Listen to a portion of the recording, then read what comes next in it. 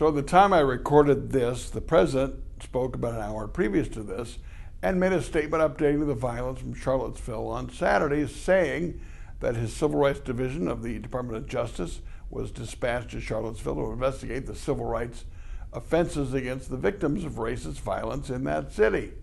He said racism is evil, has no place, including groups like neo-Nazis, the Ku Klux Klan, white supremacists. He said that 48 hours later. Now, I've heard people defending the president for not saying enough on Saturday, saying, well, there was violence on both sides, there were counter demonstrators. That is not the point. There were Nazis, there were white supremacists, there were Klansmen and women at the event. David Duke was at the event with people with Trump t-shirts saying they put Trump in office. You don't allow that. Now, I'm not the president's press secretary, but I'm going to do it right now. You go out there and say, I want no part of David Duke, I want no part of the Nazis, I don't want any part of white supremacists. They engaged in racist terror against innocent victims and killed one young woman. It is racial terrorism, domestic terrorism, and I want no part of it. I want to condemn it. I will dispatch my Justice Department to follow the law to the absolute fullest.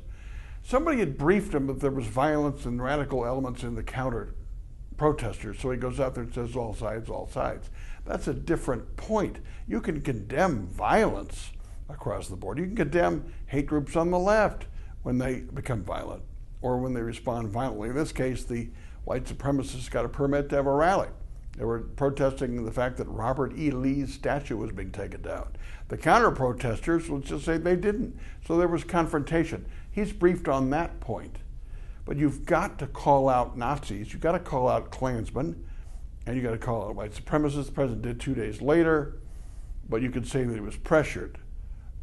Harry Truman once said, if you're going to keep a black man in the gutter, you got to have a white man in the gutter to keep him there. We don't want any overt racist groups committing acts of violence. The president has no trouble calling out violent radical Muslims, but he does have a problem specifically calling out white supremacists. He did it 2 days later. I'm glad he did it.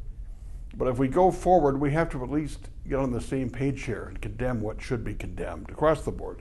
But certainly calling names out specifically when it is justified, and those are my 2 cents.